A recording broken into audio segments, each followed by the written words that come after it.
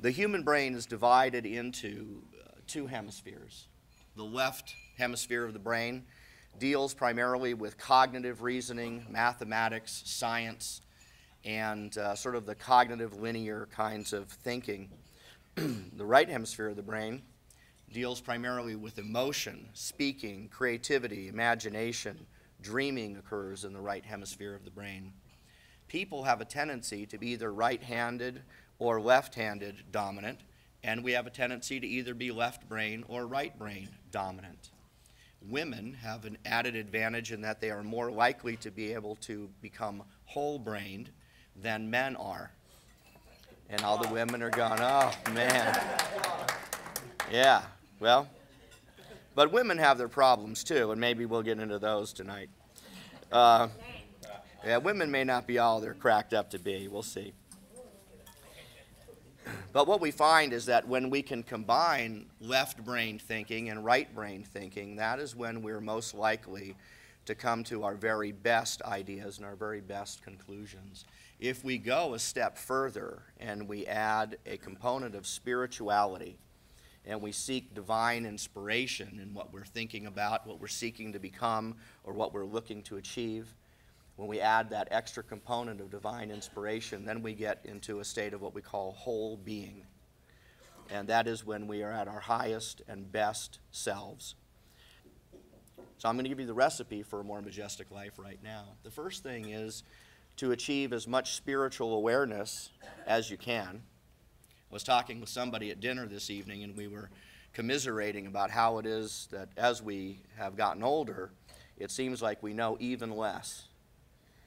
And I think if we constantly stay on the lookout for learning more things and becoming more aware of the world around us, and if we learn to see the world through spiritual eyes as well as our temporal eyes, then we can improve that spiritual awareness. And then if we align our thinking and our behavior with that spiritual awareness, and then we go add the other component of using the whole brain, and then we go one step further and we take relevant, meaningful action, that's when really amazing things begin to take place.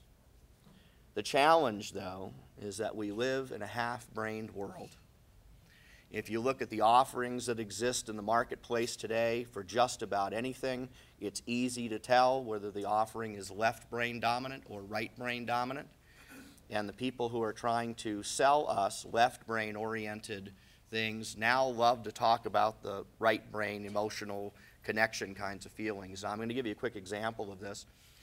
When I first started to become more popular on the national level, the financial services world east of the Rockies basically dismissed everything that I was talking about. Sort of that they would say something to this effect: "Oh, he's from California." Some of you are probably thinking that yourselves, right? He's going to get all California granola on me, you know. And that's what they would say. He's all California granola. The problem that they had was that most of, or at least some of, their wealthiest and most difficult clients to work with were clients of mine. And when these people took action, they would often move hundreds of millions or even billions of dollars would be transitioned from whatever they had been into something else. And every time money moves, people make money off of it, don't they?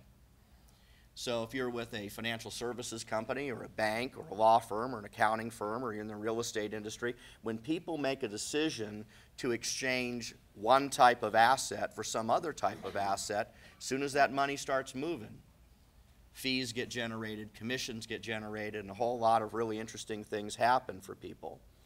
So the challenge was, how does this little bald guy in California get all these really wealthy people to make all these changes? And I remember sitting down with some executives from one of the world's largest financial companies in Marina del Rey, California, and they said, we want you to teach all of our people how to do what you do.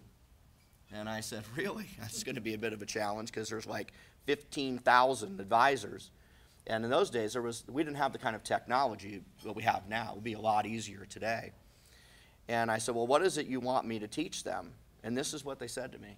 They said, we want you to teach them how to get people to sell their real estate and their businesses and turn it into managed money.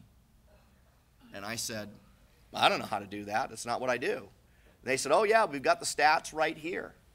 And guy opened up his briefcase and he pulled out this report, and it was, I don't know how many pages long, and it had all these statistics and all these numbers. I don't know how they got that information or how they tracked it. But he was pretty convinced that what I did was get people to sell their stuff and put their money in move their money into managed money. I said, well, I don't do that at all. I don't get paid to do that. That's not my business. It's not what I do. And the guy said, well, wait a second. What is it you do? I said, well, I help people figure out who and what they want to be next. And once they figure out who and what they want to be next, and what their highest and best purposes are as they move forward in their lives, they take a look at all the stuff that they have, and they figure out what stuff works moving forward and what stuff doesn't work for them moving forward. And they get rid of the stuff that isn't a good fit, and they exchange it for something that is.